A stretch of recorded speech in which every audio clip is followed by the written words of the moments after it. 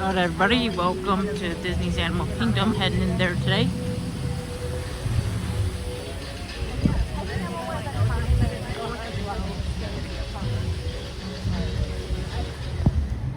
Just got off Dinosaur. From heading over to Mount Everest now.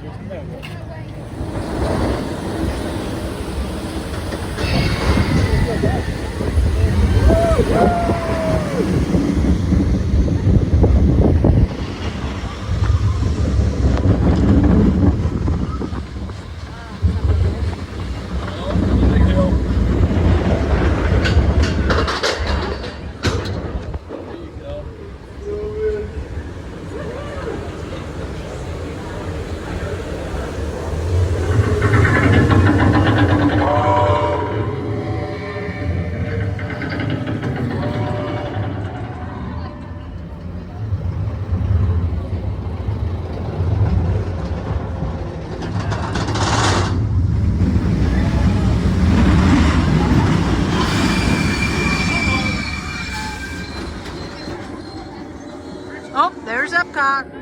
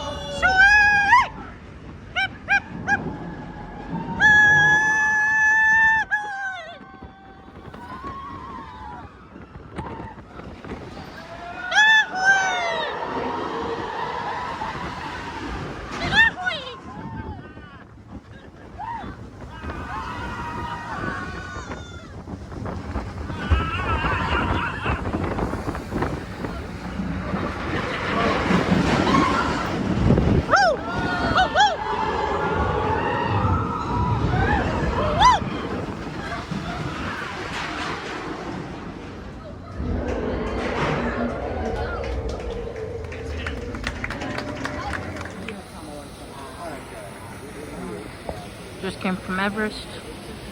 Here's the track. See when the next group goes down here.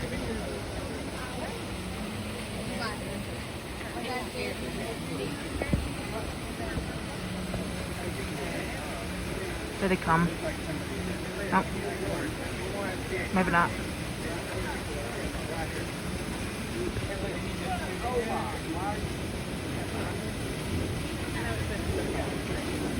Yeah.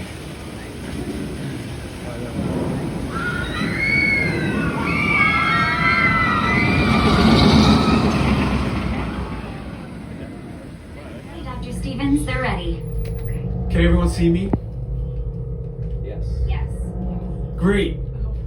Welcome to the Avatar program. Soon, you're going to have a chance to undertake an amazing Na'vi rite of passage, flying on the back of this powerful animal called an Ikran, or as we call it, a Banshee. The way you're going to do this is by being matched to something called an avatar. And I'm here to help you guys get ready. But first, we have to scan you for Pandoran microparasites. Alright everyone, stay on your number and move your arms a bit. Okay, start scan.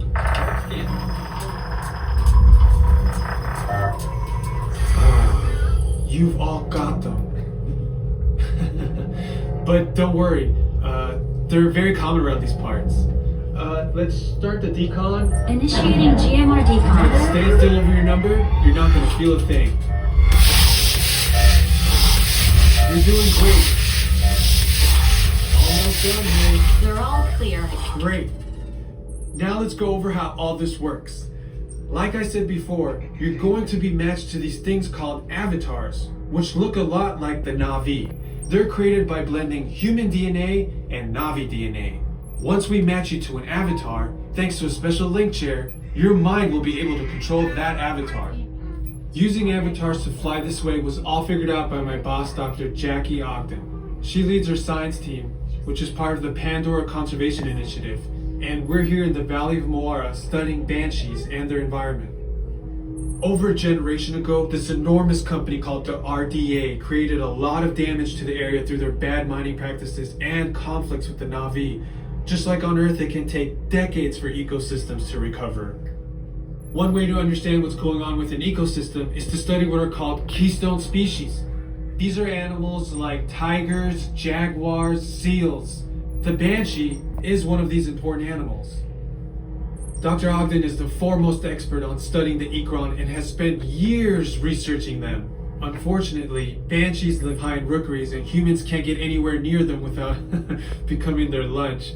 But the Na'vi and avatars can. In fact, the Na'vi have been riding on the backs of banshees since their earliest history.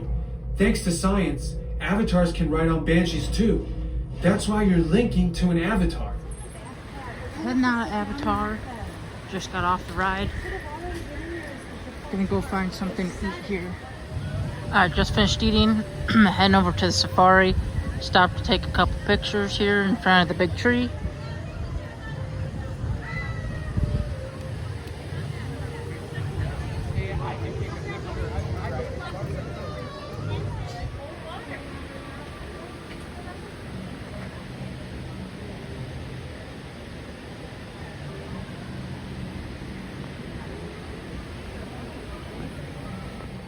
I was going to see a bongo on our left-hand side, a kind of coppery orange antelope.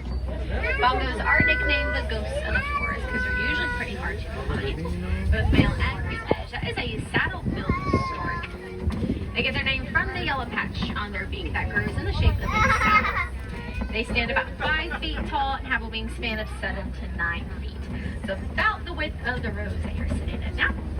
We're also going to find a black rhino on the other side of the watering hole, kind of snoozing up by the rock wall. Black rhinos are the smallest of the African rhino species, but they still weigh about 3,000 pounds.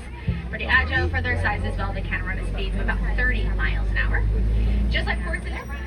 Specifically, that is a female greater kudu. I know that because she does not have any horns. So only male kudus have horns, and they're going to be singers, anywhere from 20 to 500 hertz. We have spotted a hippo on our left-hand side, kind of trudging in the water just behind the island.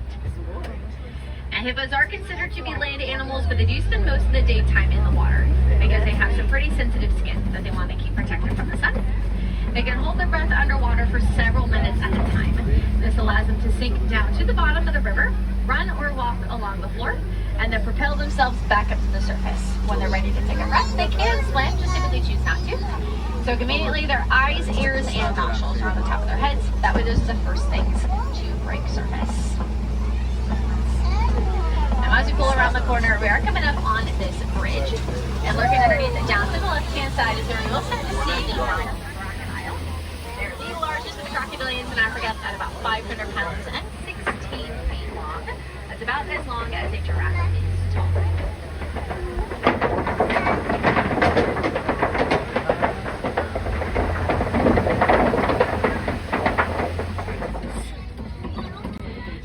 Are known by a second name, and that's Gnu, but that's spelled G-N-U, and that comes from the grunting sounds that they make. They also lead the largest land migration of any mammal. So every year, anywhere from 1 million to 1.5 million wildebeest are going to migrate about 500 to 1,000 miles across Africa. And typically they follow the pattern of rainfall to dogs hanging out inside the den. They got the black, white, and khaki color coats. Now looks a little bit like a pink splatter. That's going to be their namesake.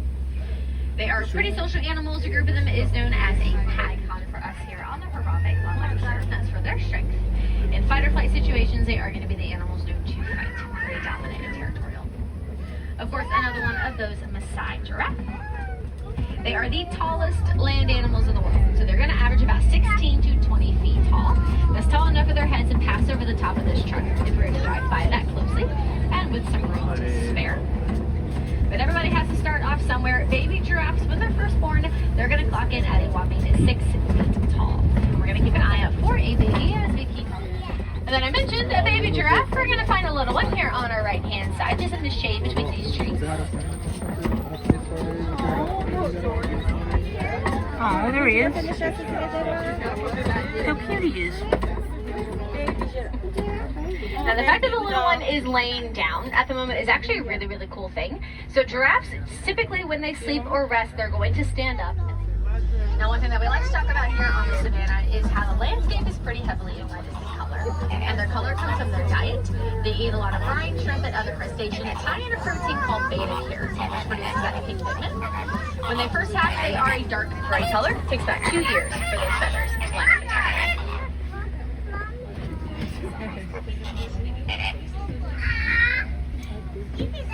Alright, we're gonna keep on going just pretty slow by these zebras. Right now they're too close for me to study any other antelope species. So they're never found too far from a water source. Looks like they might be checking out those zebras.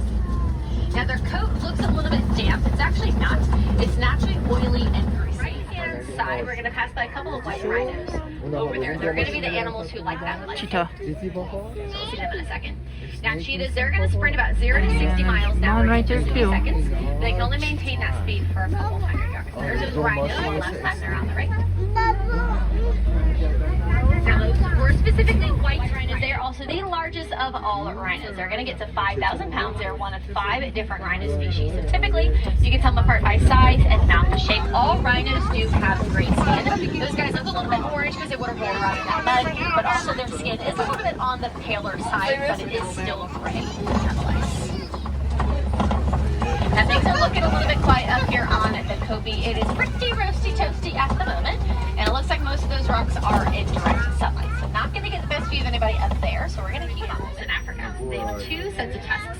On their upper jaw, their tusks curl upwards. They'll use them like a shovel for digging out the holes and burrows, and then back into them when they sleep. That way their tusks are sticking out as a way to launch into direction while they run at about 40 miles an hour. This is a female. We know that from the color of her feathers.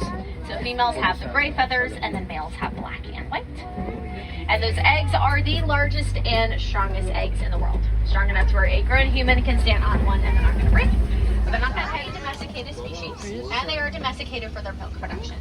Goat's milk is high in nutrition, but it's also very high in value, which in turn is going to help to boost the economy of many villages all throughout Africa. The milk can be sold either on its own or in other products, like butter, cheese, and good care. In turn, the farmer provides the goats with things like food, healthcare, and In the shelter. back of the It's a vehicle. really good example of how humans and animals can live together harmoniously and peacefully as long as it's done right.